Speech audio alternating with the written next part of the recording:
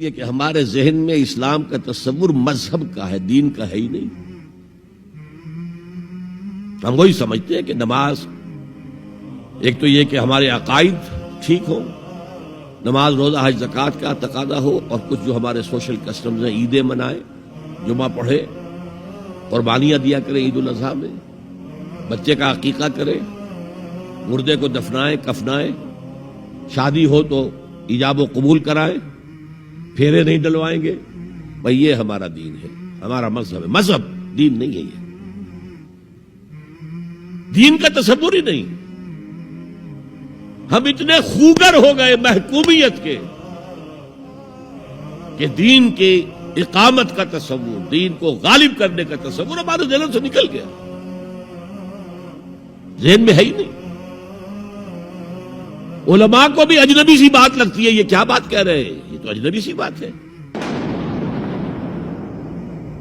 اس لیے کہ ہمارے ذہنوں سے تصور نکل گیا۔ پہلے مسلمان بادشاہ تھے، ملوکیت تھی، وہ اسلام تو نہیں تھا۔ اسلامی نظام تو خلافت راشدہ کا تھا، ابو بکر اور عمر اور عثمان اور علی اور حضرت حسن کو میں مزید شامل کرتا ہوں۔ تب 30 برس بنتے ہیں جو حضور نے فرمایا تھا کہ یہ 30 برس خلافت رہے گی۔ بعد میں تو ملوکیت آ گئی، یہ بنو امیہ کے بادشاہ تھے، چاہے خلفاء اپنے آپ کو کہلوائیں۔ بنو عباس تو بڑے بادشاہ تھے، شہنشاہ تھے، بڑے محل بنائے تھے، اور یہی حال پھر جن کو ہم کہہ دیتے ہیں عثمانی خلفاء، یعنی ترک بادشاہ اور شہنشاہ، ان کا بھی حال یہی تھا۔ اسلام کہاں؟ اس کے بعد آ گئے انگریز۔ انگریز نے کہا قانون ہمارا ہوگا، کرمنل لا ہمارا ہوگا، CRPC ہماری ہوگی، سول لا ہمارا ہوگا، نظام ہمارا ہوگا۔ ہاں نماز پڑھ سکتے ہو، روزہ رکھ سکتے ہو، ہمیں کوئی تمہارے مذہب سے کوئی دشمنی نہیں، بلکہ انگریز نے تو بڑی رعایت کی تھی۔ اس نے کہا تھا تم اپنے فیملی لاز بھی اپنی مرضی سے جیسے چاہو طے کرو۔ آج مسلمان ممالک میں سے بھی اکثر نے اپنے فیملی لاز چھوڑ کر یورپ کے فیملی لاز اختیار کر لیے، اور پہلی مرتبہ یہ کام کیا تھا ترک نے، اور یورپ کے اخبارات نے پھر تنزیہ لکھا تھا کہ یہ عجیب قوم ہے، کہتی ہے کہ بہترین قانون ہمارے پاس ہے، اور حال یہ ہے کہ فیملی لاز بھی ہم سے مانگ رہے ہیں، رومن لاز سے اخذ کر رہے ہیں فیملی لاز، یہ ان کا حال ہے، کہتے ہیں بہترین قانون ہمارے پاس۔ تو انگریز کے آنے کے بعد اب ہمارا علماء کا قال اللہ و قال رسول یا مدرسہ چلا لیں۔ بہرحال انہوں نے بڑی خدمتیں کی ہیں، اگر یہ نہ ہوتا تو شاید ہمارے ہاں مساجدیں آباد ہی نہ ہوتی۔ کم سے کم علماء نے وہ پوزیشنیں جو ہے وہ پر کی ہیں، ایک ڈھانچہ جو ہے وہ برقرار رکھا ہے، اس میں کوئی شک نہیں، ان کی خدمات ہے۔ لیکن انگریز نے تو جو بھی تھا صرف اتنی آزادی دی تھی، اسی کو ہم ذہناً ریکنسائل کر چکے ہیں، بس اسلام یہی ہے نہیں۔ اور آج میں آپ کو بتا دوں، امریکہ اور انگلینڈ خاص طور پر، اور بقیہ عیسائی مملکتیں بھی بالعموم، اسلام کے خلاف جو جنگ جاری کر رہے ہیں، اور تیزی کے ساتھ یہ بڑھے گی،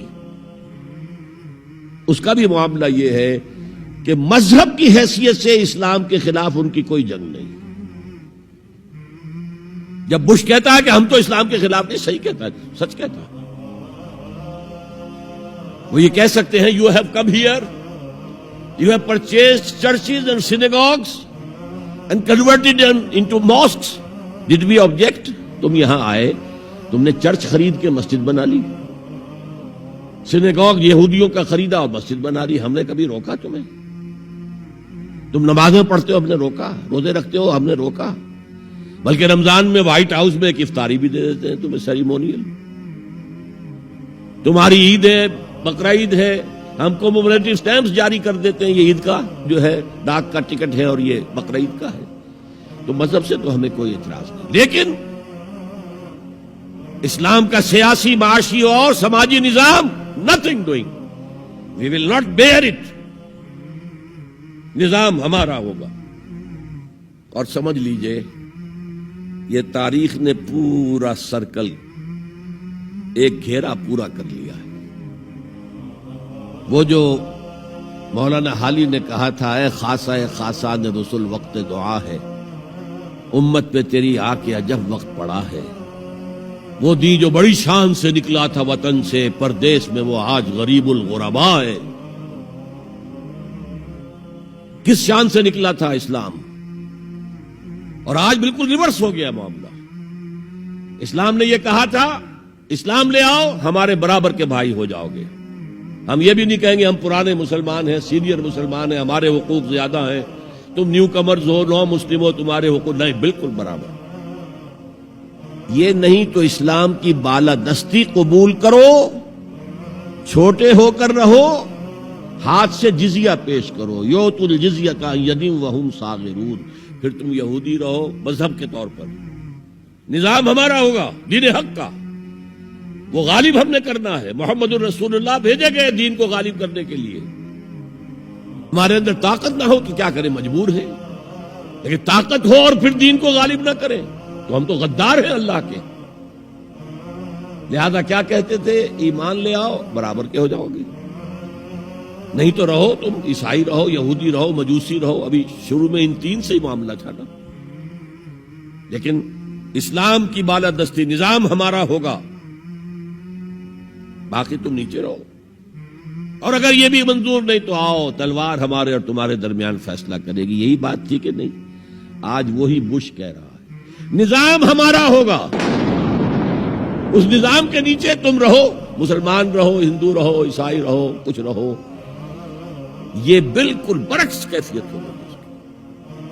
تو آج کا مسلمان جو ہے ان چیزوں سے اس لیے ذہناً غافل ہے کہ حضور کی اتنی تاکیدی حدیث انی آمرکم بخمس اللہ امرنی بہن بالجماعت والسمع والطاعت والہجرت والجہاد فی سبیل اللہ، کبھی ممبر سے نہ سنائی گئی نہ کبھی سنی گئی. اس لیے کہ یہ اس عمل کا نام ہے جو دین کو قائم کرنے کے لیے. چوتھا کام فرمایا